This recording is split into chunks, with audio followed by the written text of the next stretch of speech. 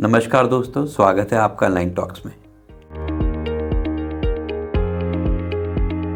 और जैसा कि आप जानते हैं, हम लाइन टॉक्स में हमेशा ये प्रयास करते हैं कि हम सिर्फ सक्सेस और अचीवमेंट की बात ना करें, बल्कि हम जर्नी से बात करें। क्योंकि जब हम जर्नी की बात करते हैं तो आपको मौका मिलता है उन जर्नी से कुछ सीखने का और अपनी ज़िंदगी में आगे बढ़ने का। और आज का सेशन भी हमारा बहुत ही ख़ास होने वाला है, जिसमें हम लोग बात करेंगे कि ज़िंदगी में रुकना कितना ज़रूरी है, पॉज़ कितना ज़रूरी है, और अपने लक्ष्य को, अपनी टाइमलाइंस को रिफ़्लेक्ट करना कितना ज़रूरी है, और उन टाइमलाइंस को रिफ़्लेक्ट करने के बाद कुछ अच्छी चीज़ों को अडैप्ट करना कितना ज़रूरी है। और आज का सेशन हमारा बहुत ख़ास होने वाला है। और आज के हमारे गेस्ट हैं सुनीता जी, जिन्हें 30 इयर्स से ज़्यादा का एक्सपीरियंस है एजुकेशन में, एक्सपीरियंशियल लर्निंग में, और जो कि एक सोल साइंटिस्ट हैं और टीचर भी हैं। तो स्वागत है आपका सुनीता जी आज हमारे काशा के पॉडकास्ट में। और मैं चाहूँगा कि आपका इतना एक्सपीरियंस रहा है इस फील्ड में, इस क्षेत्र में, तो आपने ये एजुकेशन, आपको ये मोटिवेशन कहाँ से मिली, उसके बारे में हमें थोड़ा बताएं, और थोड़ा लर्निंग के बारे में भी हमें समझाएं कि असल में लर्निंग है क्या। तो करण, तुमने जर्नी की अगर बात की तो ये बहुत पहले मेरे बचपन में शुरू हो गया था, जब मेरे नाना जी और नानी माँ मुझे एक अच्छा ह्यूमन बीइंग बनने की शिक्षा दे रहे थे। और फिर मेरे माता पिता, जिन्होंने मुझे एक अच्छा स्टूडेंट बनने की प्रेरणा दी। और उसके बाद मेरे जीवन में आए मेरे परम गुरु श्री परमहंस योगानंद जी, जिन्होंने मुझे एक अच्छा सोल साइंटिस्ट बनने की प्रेरणा दी। उनका रांची में बच्चों के लिए खोला गया एक स्कूल, जब मैंने ऑटोबायोग्राफी ऑफ योगी में पढ़ा, तो मुझे ऐसा लगा कि मुझे भी कुछ तो करना है जो बच्चों के माइंड से नहीं, सोल से रिलेटेड हो। तो मेरी जर्नी मेरी अपनी नहीं है, मेरे गुरु, मेरे माता पिता और मेरे नाना नानी की दी हुई एक विरासत। अक्सर देखा गया है कि आजकल बच्चों पे बहुत प्रेशर हो गया है रिजल्ट्स का और एक्सपेक्टेशन का, चाहे वो सोसाइटी का एक्सपेक्टेशन हो, चाहे वो पेरेंट्स की एक्सपेक्टेशन हो। सो असल मायने में लर्निंग क्या होती है, और लर्निंग के साथ साथ में अगर हम कहें कि बच्चों पे अगर कम प्रेशर होता है तो आपको क्या लगता है, बच्चे बेहतर परफॉर्म करते हैं? यस करण, आपने कहा कि आजकल बच्चों के ऊपर प्रेशर है। तो ये प्रेशर अचानक से नहीं आया है, ये बदलते हुए सामाजिक परिवेश की वजह से वो प्रेशर अचानक एजुकेशनल सिस्टम में भी दिखाई देने लगा है। यानी कि जीवन के कुछ मायने बदले हैं। हमें कहीं ना कहीं फिर से पुराने जीवन पद्धति में जाना पड़ेगा, जहाँ सफलता का मतलब सिर्फ पैसा नहीं था, सिर्फ कैरियर नहीं था, एक अच्छा इंसान बनना भी था। और जहाँ आपने कहा कि बच्चों पे अगर कम प्रेशर हो तो वो बेहतर परफॉर्म करते हैं, इसके पीछे विज्ञान, मनोविज्ञान और माइथोलॉजी तीनों काम कर रही है। ये कैसे काम कर रही है मैं आपको बताती हूँ।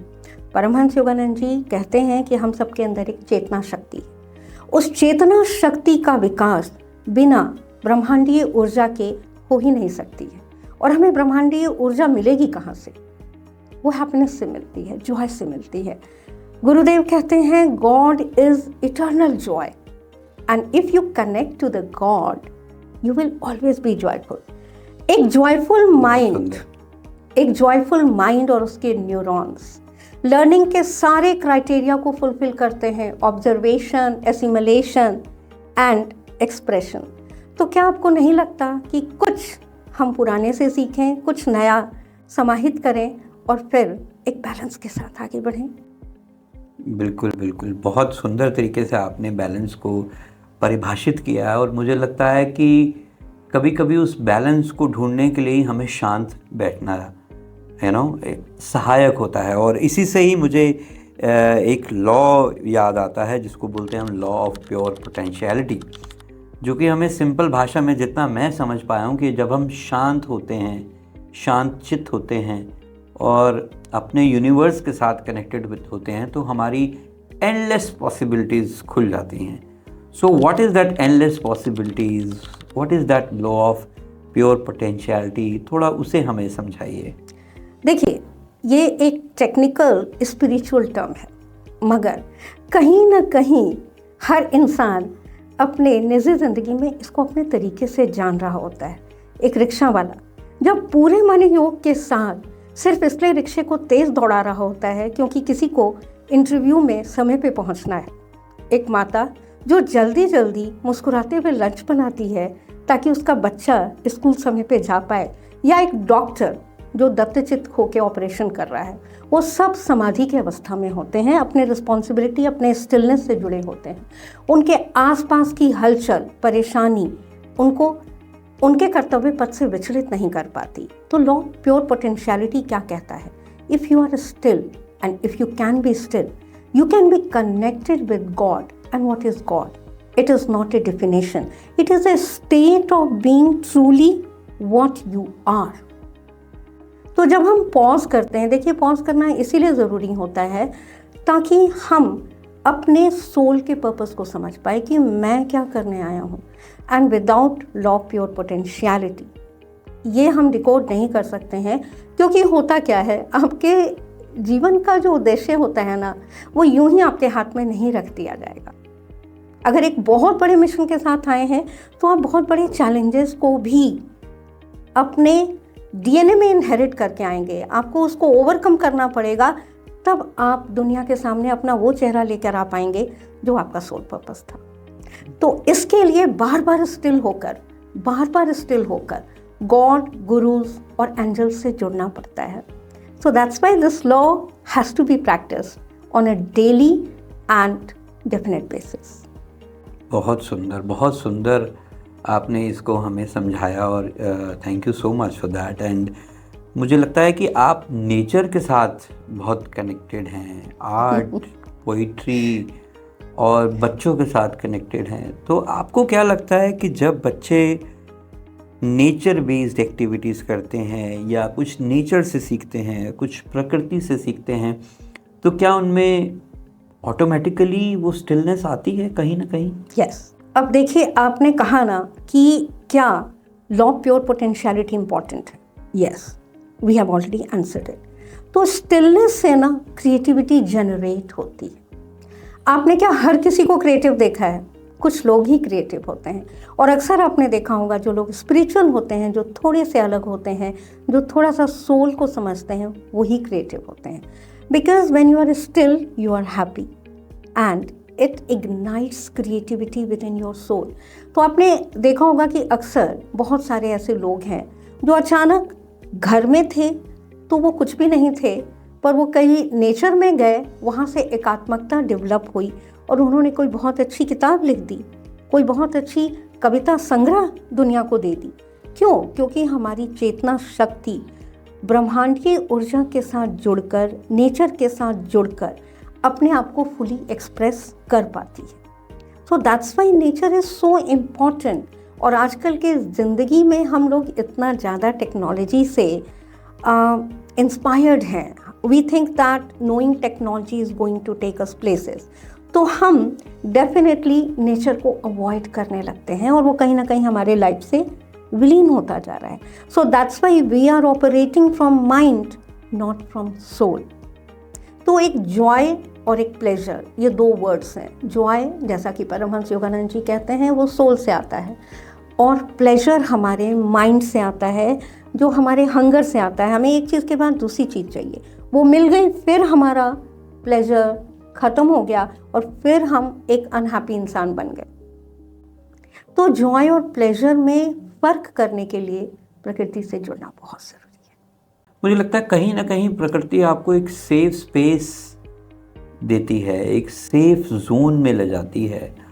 और जिस तरीके से आज हम देख रहे हैं कि आजकल पेरेंट्स के एक्सपेक्टेशन इतना है और सोसाइटी का इतना प्रेशर है, एकेडमिक इतना प्रेशर है, तो हमें कैसे एक अच्छा एक सेफ स्पेस डेवलप कर सकते हैं? हम क्या करें कि एक बच्चों के लिए एक creative space, safe space generate करें जिसमें कि बच्चा खुल के अपनी आर्ट को एक्सप्रेस कर सकता है, दीवारों को गंदा कर सकता है या कहीं पर भी कुछ ड्रॉ कर सकता है। क्योंकि कभी कभी पेरेंट्स होके भी हमारी इतनी लिमिटेशन होते हैं कि हम इतना पैसा इंटीरियर पे लगाते हैं, वी डोंट वांट हम लोग उनकी क्रिएटिविटी को या कहीं उनकी जो नादानियाँ हैं उनको बाहर ही नहीं निकलने देने। तो किस तरीके से हम एक सेफ स्पेस क्रिएट कर सकते हैं आर्ट के ऊपर, तो ये थोड़ा बताएं। सेफ स्पेस की देखिए डेफिनेशन है ना। सेफ स्पेस का मतलब होता है जहां हम बिना किसी सेल्फ और वर्ल्डली जजमेंट के बिना खुद को महसूस कर पाएं और उस एहसास को एक्सप्रेस कर पाएं। तो मैं समझती हूँ कि art is the medium of soul, और वो सत्यम शिवम सुंदरम की जो हमारी परंपरा है, इसीलिए आपने देखा होगा कि गुरुकुल में जो एजुकेशन होता था उससे चाहे अनचाहे होलिस्टिक डेवलपमेंट तो बच्चों का होता था, है ना। तो अब देखिए, जैसा कि आपने कहा कि पेरेंटल एक्सपेक्टेशन, तो जैसा कि होता है कि हमारी चेतना शक्ति होती है और न्यूरॉन्स होते हैं। Neurons are very important in the developmental stage of a child. तो ब्रेन की जितनी कैपेसिटी है, अगर हम उससे ज़्यादा एक्सपैंड करेंगे तो न्यूरॉन्स को एक डेंजर महसूस होगा। वो कोई नेगेटिव बिहेवियरल पैटर्न अडैप्ट कर सकते हैं, और वो बच्चे के विकास के दौरान तो हो सकता है ना भी नज़र आए, क्योंकि कई बार चीज़ें बच्चे के ओवर परफॉर्मेंस और सब चीज़ों में ढक छुप जाती है। बट वो न्यूरॉन्स जब लेटर एजेस में अपना रोल प्ले करना शुरू करेंगे तो बहुत सारे बिहेवियरल इशू से पर्सनल लेवल पे, प्रोफेशनल लेवल पर और सोसाइटल लेवल पे उस इंडिविजुअल को डील करना पड़ सकता है। तो इसके लिए देखिए, जिस उम्र में जितना जैसे और जो पढ़ना और सीखना चाहिए बच्चे को, उसके लिए एक गाइडलाइंस है ना। हमारी जो एजुकेशन सिस्टम है उसके पास एक गाइडलाइन है। तो हम अपने आप को बदलते परिवेश के साथ इतना ना बदलें कि हम जाने अनजाने में अपने ही बच्चों के दुश्मन बन जाएं। सो बस मैं इतना ही कहना चाहूँगी, हम एक बैलेंस्ड अप्रोच लेके चलें। बहुत सुंदर बहुत सुंदर। और आप तो इतना आर्ट में रहे हैं, बच्चों के साथ इतना काम किया है, क्या आपको लगता है कि बच्चे अपनी आर्ट के थ्रू भी कुछ कहते हैं, कुछ बोलते हैं, या जब वो आर्ट करते हैं उन्हें वाकई में ही शब्दों की ज़रूरत नहीं होती, उस आर्ट के माध्यम से ही वो उनके शब्द बनते हैं अपनी फीलिंग्स को एक्सप्रेस करने के लिए? वो थोड़ा बताएं हमें। Yes. I have worked with special need children also, in which some of the children were, not able to speak. So I was a soul therapist to them in one of the rehabilitation centers. So what was, inspiring them was storytelling, drama, dance. And then we used to paint or draw for them, and then we used to ask them questions, and they used to point out. So it means they were understanding. They did not need a language. They definitely did not need a language.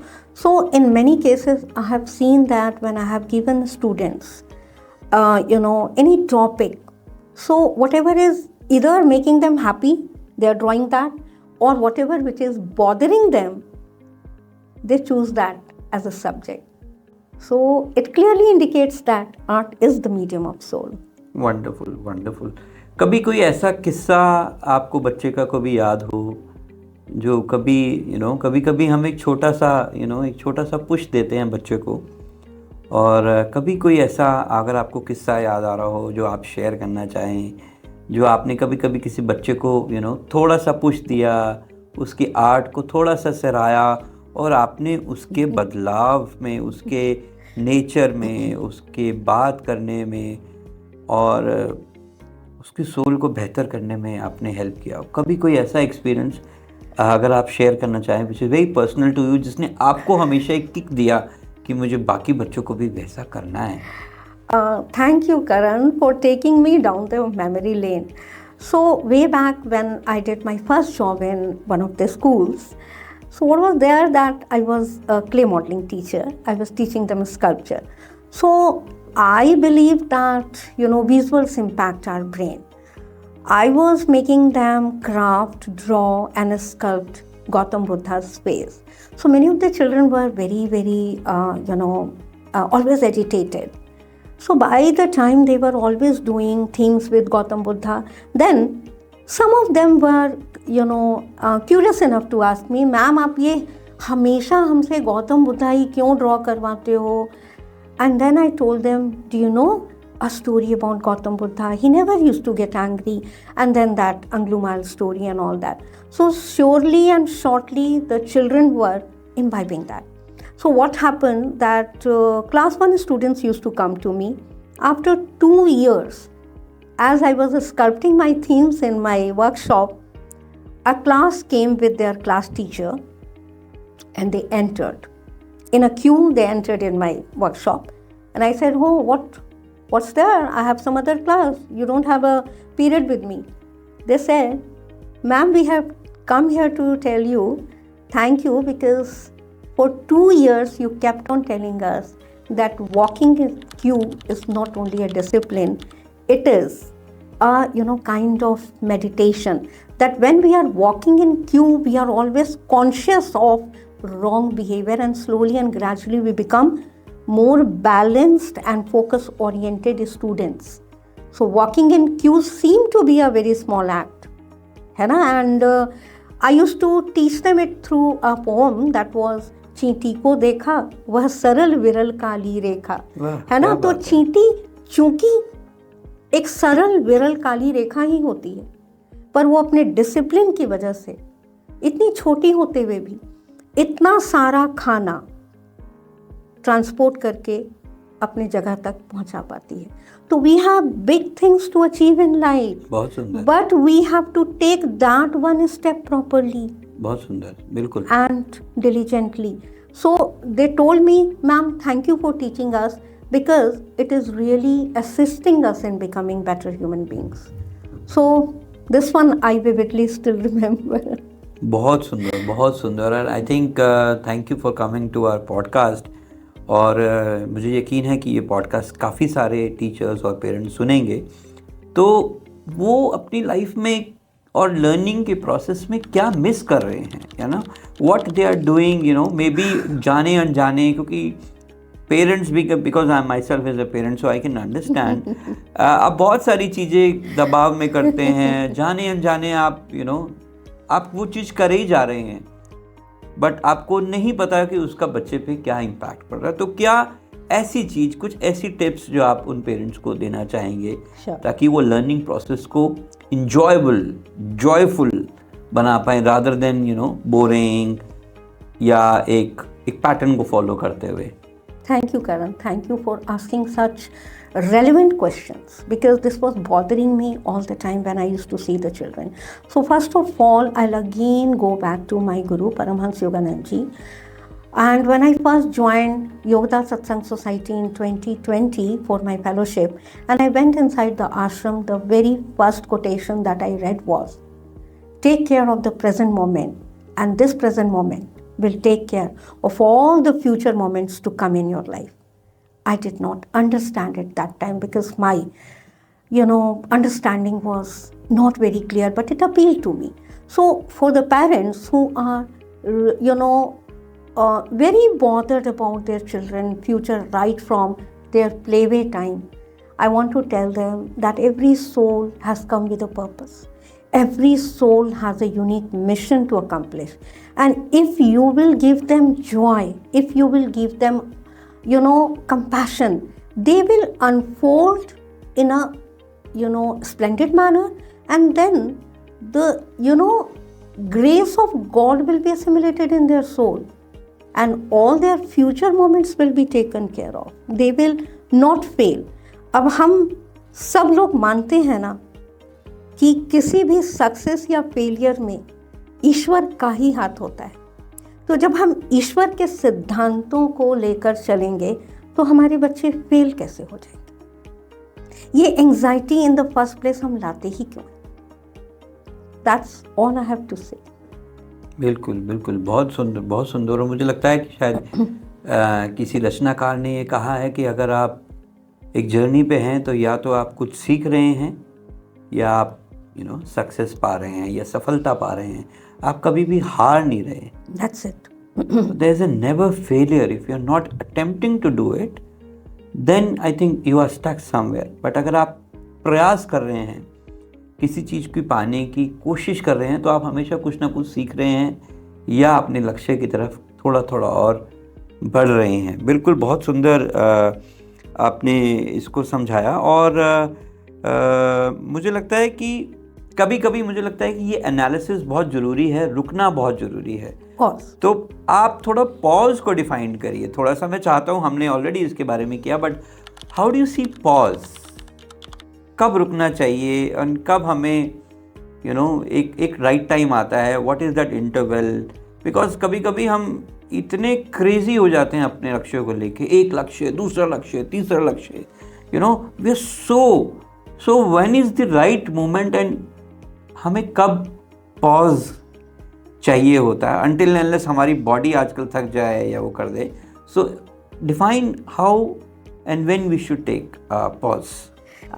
लक्ष्य होना बिल्कुल भी गलत नहीं है, क्योंकि आप इस धरती पे अपने लक्ष्य को पूरा करने ही तो आए हैं। और लक्ष्य क्या, बहुत सारे लक्ष्य होने चाहिए, हर दिन एक नया लक्ष्य आप रख सकते हैं। But when you will believe in the unending powerhouse of God's energy within you, you will be able to accomplish that. So for that, being still doesn't mean not doing anything. Being still means not hurrying up, not worrying, not anticipating, not calculating. So I call it drop your mind. Wow. So when in the morning you get up, don't get up with your to-do list.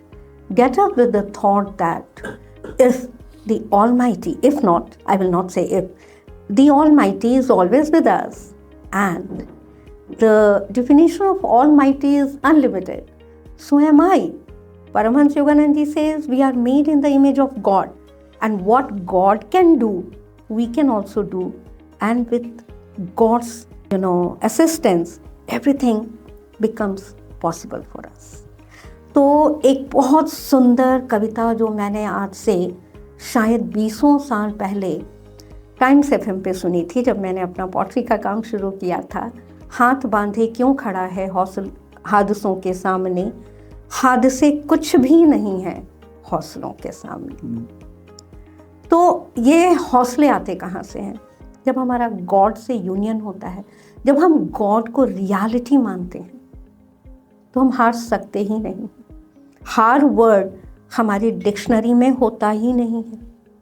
और ये मेरा अपना personal experience है, and it can be yours as well if you believe in it. बातों से बहुत कुछ सीखने को मिल रहा है और मैं बिल्कुल सहमत भी हूँ। और मुझे लगता है कि कभी कभी एक हमारी लाइफ में ऐसा स्टेज आती है कि जब हम काम में इतना रम जाते हैं और उस काम से प्यार करने लग जाते हैं, तो एक स्टेज आती है उपज, जब एक इनोवेशन की जब हम बात करते हैं। yes. तो आई थिंक उसी से ही कहीं ना कहीं लॉ ऑफ प्योर पोटेंशियलिटी भी जुड़ा है। तो थोड़ा बताएं कि कब वो स्टेज आती है कि जब हम इनोवेशन की स्टेज पे आते हैं। हम एक इनोवेशन या हम कहें एक नई प्रस्तुति उसी में से एक होती है। और मुझे लगता है कि हर आर्टिस्ट के लिए एक आर्ट एक ऐसा ही होता है कि जब वो शुरुआत करता है, वो एक छोटे से कॉन्सेप्ट के साथ करता है और उसमें अन्य अन्य अंग जुड़ते रहते हैं, कुछ कहीं पेड़, कहीं पौधे, कहीं घर, और इस तरीके से पूरी पूरी पेंटिंग तैयार हो जाती है। और कहीं देखेंगे वो छोटी छोटी बारीकियों पे काम करता है जो शायद उसने उस वक्त मास्टरमाइंड में ना सोची हो। तो उपज का कैसे आपको लगता है कि एक हेल्प करती है, या आर्टिस्ट का थॉट या स्टिलनेस वो कैसे हेल्प करता है? अगर आप उसको थोड़ा बताएं तो। या डेफिनेटली उपज, जैसे कि आपने वर्ड कहा, तो ये तो सीड से रिलेटेड है। आप सोच के देखिए, अगर सीड नहीं होगा तो उपज हो सकती नहीं हो सकती। तो सीड क्या है? अगर हम लोग अपने आप को सीड माने तो हम लोग सब सोल्स हैं। एंड अगर हम सोल्स हैं, our story is already written in the soul of the universe. We have all come down to the earth with a story of our own, है ना? आपने क्या कभी सोचा था कि आप ये करेंगे? मैंने क्या, जब मैं स्कूल में पढ़ाई से भागती थी तो मैंने सोचा था कि मैं एजुकेशनिस्ट बनूंगी? नहीं। अगर वो मेरे सोल की जर्नी थी तो उसको अनफोल्ड होना था। But it happens when you prepare your antithesis with your soul calling. So I define it like this, that we all have a soul purpose and a soul calling. But then there is an antithesis to it also. जो आपका purpose होगा, आपकी personality बिल्कुल उससे अलग होगी। But आप देखेंगे कि आपने उससे भागने की कोशिश की, आपने उसको बीच में डंप किया, आप समाज के हिसाब से ढलने की कोशिश किए, पर आपने देखा कि आप एग्जॉस्ट हो रहे थे, आपको हैप्पीनेस नहीं मिल रही थी। पर जो आपका सोल पर्पस था ना, उसमें आपने एक्सट्रमपोर भी कुछ किया, यूं ही कुछ कर दिया और आप जॉयफुल होके घर लौटे। देन वो आपकी सोल कॉलिंग, वो नज आपको अपने आप को छोड़ने ही नहीं देती है। फिर आपने कहा चलो भाई, जब इसी में खुशी मिल रही है तो क्यों नहीं इसके हिसाब से खुद को रीस्कल्प्ट किया जाए।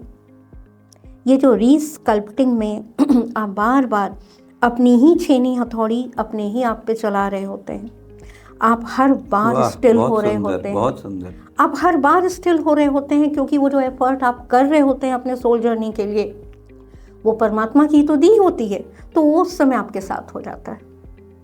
बिल्कुल। और आप स्टिल हो जाते हैं, क्योंकि आप उसको कैसे डिफाइन कर सकते हैं। और जब आप स्टिल हो जाते हैं, then the seed within you starts germinating, और इसको हम उपज का भी नाम दे सकते हैं। जैसा कि अभी ये नया साल आया है 2026, तो आप 2026 को किस तरीके से देख रही हैं? उसको कैसे आप, because you have been into this thing, you know, you are connected with higher energies, या आप समझते हैं उन चीज़ों को। How do you see 2026 as a whole year? इसको आप कैसे डिफाइन करते हैं, उसको बताइए। So this 2026 is being called the year of completion, and it is being called the year of fire horse. So fire means passion and horse means movement. So this year says that if you have your passion and you want to do some action to materialize it, then definitely the energy of the year will help you accomplish it. So the year 2026 is the year of completion for all of us, and we can definitely achieve all that even if we have dreamt of in this year, if we are determined to take the required action in that arena. तो 2026 में आपको क्या लगता है, हमारे जो viewers हैं उनको क्या 4-5 चीज़ें ध्यान रखनी चाहिए ताकि वो अपने गोल के साथ अलाइंड रहें? और जैसे कि हमारे इस एपिसोड का नाम भी अलाइन टॉक्स हैं, ताकि वो अलाइनमेंट ना छोड़ें, खुद से अलाइनमेंट ना छोड़ें, और कैसे अपने गोल को पाने के लिए तत्पर रहें। तो क्या कुछ 3-4 बातें, कुछ टिप्स आप हमारे टीचर्स को, पेरेंट्स को या हमारे व्यूअर्स को देना चाहेंगे? Sure. First of all, argument छोड़ना होगा। आर्ग्यूमेंट में सोल की एनर्जी बहुत बर्बाद होती है। दूसरा, सेल्फ डाउट से निकलना होगा, because when you are doubting the creator within you, है ना, नाउमीदी कुफ्र होती। Then you will have to pause और make yourself still, and then you have to believe that if you are still pursuing it, you are meant to accomplish it. And fifth and the foremost is that the world defeat doesn't hold any reality. It is just, it is just a signal that you need to do something more. So I think I'm clear about that. Wonderful. And I think this is taking, closer to our end of this episode. And हमारा जो last सवाल यही होगा कि ये जो हमारा आकाशा का शुरुआत है अलाइन टॉक्स, और आपका कैसे एक्सपीरियंस रहा, और इसको आप कैसा, कुछ काशा के बारे में, कुछ अलाइन टॉक्स के बारे में, अपने एक्सपीरियंस के बारे में आपको शेयर करना हो तो आप वो करिए। Definitely Karan, and it will make me go some a bit informal, because the day the decision for this podcast happened, I was just doing a Facebook live for pause, that we need to pause, okay? And after that I felt a bit restless inside the home, and I said, okay, let me go and align myself with nature, because maybe nature is trying to teach something, some expansion. And I was just taking a round in the society's, nearby mandir, and suddenly I saw a little boy who is my friend peeping from his balcony. So I said, oh, hi. And he said, I asked him, do I need to come to your home? And the boy said, yes, you come and play with me. And I went there. The rest is that you happen to be his father, and you talked about this podcast. You requested me to do this with you, and here I am, aligned to my mission because of you. Thank you. Thank you so very much. और last में अगर आप कुछ पंक्तियाँ आपको अपने teacher की या कुछ कहानी या कुछ आप हमारे व्यूअर्स के साथ रखना चाहें, या आपको कुछ गाना जो आपको लगता है कि एक हमें अलाइंड कर सकता है, कुछ ऐसी कविताएं जिसने आपको हमेशा मोटिवेट किया है, अगर हम उसी के साथ हमने इस एपिसोड की हम लोग समापन करेंगे। ठीक है। अगर आपको कुछ याद आ रही हैं तो प्लीज़ सुनाइए। मैं इसको अपने पिताजी प्रोफेसर महेंद्र प्रसाद सिंह को डेडिकेट करूंगी, क्योंकि कविताओं के प्रति प्यार पापा ने मेरे जहन में डाला है। तो पापा बचपन से हमें दिनकर जी की एक पंक्ति सुनाते थे। Dinkar ji happens to be my father's friend. तो पापा बचपन से हमें सुनाते थे, है कौन विघ्न ऐसा जग में, टिक सके आदमी के मग में, खम ठोक ठेलता है जब नर, पत्थर के जाते पाँव उखड़, मानव जब जोर लगाता है, पत्थर पानी बन जाता है। बहुत सुंदर। थैंक यू पापा। Thank you everyone. और ये थी हमारे साथ सुनीता जी, और मुझे उम्मीद है आज के अलाइन टॉक का एपिसोड आपको पसंद आया होगा, जिसमें हमने बहुत सरलता से, बहुत सादगी के साथ बहुत ही अच्छे कॉन्सेप्ट्स के बारे में और काफ़ी सारे कॉन्सेप्ट्स के बारे में बात करी। चाहे वो पॉज है, अपने जीवन में रुकने को समझिए, कब रुकना है वो समझिए, अपनी ज़िंदगी को एक रिफ्लेक्शन के तरीके से देखिए कि क्या आप अपने गोल्स के साथ, अपने मिशंस के साथ अलाइन हैं, और अपनी ज़िंदगी में कुछ नई चीज़ों को अडाप्ट करें ताकि आप निरंतर चलते रहें और अपनी जर्नी को एंजॉय करें। Thank you. हम फिर मिलेंगे अपने नेक्स्ट एपिसोड में एक नए गेस्ट के साथ। Thank you so very much Sunita ji. It's lovely to have you with us in the Kasha podcast studio. Thank you.